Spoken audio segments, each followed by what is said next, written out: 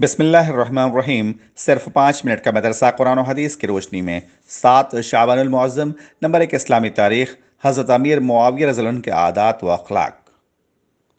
حضرت امیر معاویہ اطاعت رسول اور عشق نبوی اور خشیت باری تعالیٰ کی زندہ تصویر تھے۔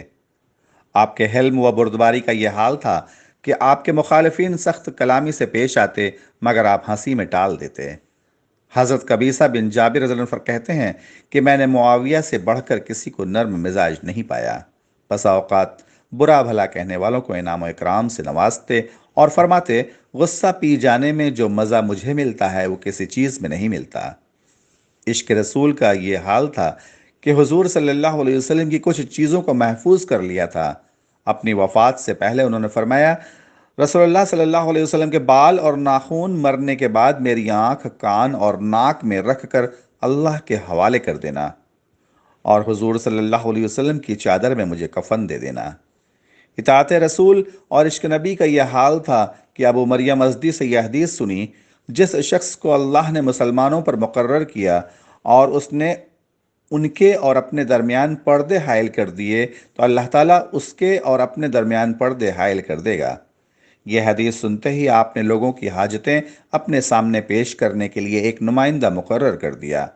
ان کی سادگی کا یہ عالم تھا کہ دمشق کے بازار میں پیوند لگی ہوئی قمیص پہن کر چکر لگاتے اور دمشق کی جامع مسجد میں پیوند لگے کپڑے پہن کر خطبہ دیتے۔ غرض علم و فضل کا یہ سورج دمشق میں 22 رجب السن 60 ہجری میں ہمیشہ کے لیے غروب ہو گیا۔ نمبر 2، اللہ کی قدرت۔ آسمان کے مختلف رنگ۔ اللہ تعالیٰ نے آسمان پیدا کر کے 4 رنگوں سے مزین کیا، لیکن جب ان رنگوں میں سے ایک کا اثر زیادہ اور دوسرے کا کم ہو جاتا ہے تو تیسرا رنگ پیدا ہوتا ہے۔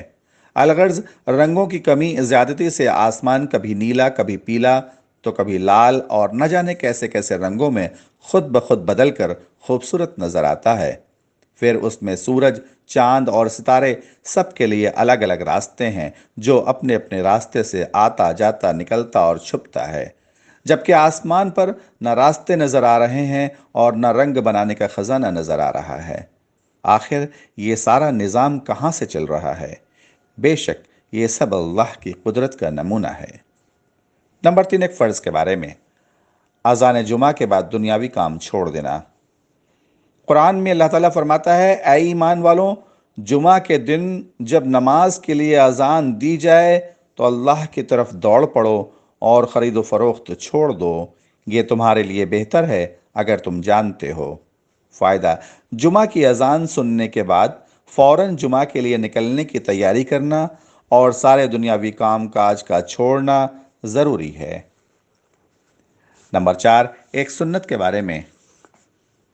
حضرت اسود رضی اللہ عنہ بیان کرتے ہیں کہ میں نے حضرت عائشہ رضی اللہ عنہ سے حضور صلی اللہ علیہ وسلم کی رات کی نماز کے بارے میں پوچھا تو فرمایا، شروع رات میں سو جاتے اور آخر شب میں بیدار ہوتے اور نماز پڑھتے، پھر واپس بستر پر تشریف لے آتے، اور جب اذان ہوتی تو آپ صلی اللہ علیہ وسلم بستر سے اٹھتے اور غسل کی حاجت ہوتی تو غسل فرماتے، ورنہ وضو کر کے مسجد چلے جاتے۔ نمبر 5، ایک اہم عمل کی فضیلت۔ اللہ کے راستے میں خرچ کرنے کا ثواب۔ رسول اللہ صلی اللہ علیہ وسلم نے فرمایا، اللہ کے راستے میں جو خرچ کرے گا اسے 700 گنا ثواب ملے گا۔ نمبر 6، گناہ کے بارے میں۔ ہلاک کرنے والی چیزیں۔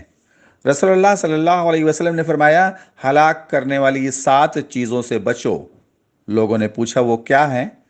رسول اللہ صلی اللہ علیہ وسلم نے فرمایا، شرک کرنا، جادو کرنا، ناحق قتل کرنا، سود کھانا، یتیم کا مال کھانا، اسلامی جنگ میں پیٹھ پھیر کر بھاگ جانا، اور پاک دامن عورتوں پر تہمت لگانا۔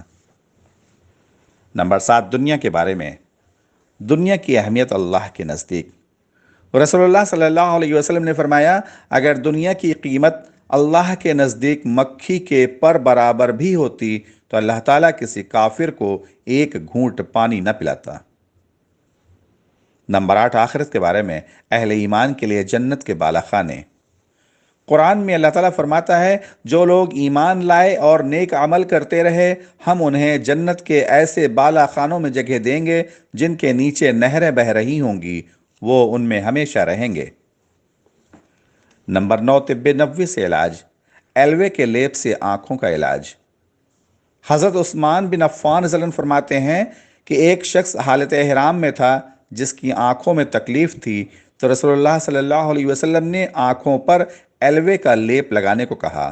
فائدہ: ایلوا ہندی دماغ اور آنکھوں کے اعصاب کی خرابیوں کو دور کرتا ہے۔ نمبر 10، قرآن کی نصیحت۔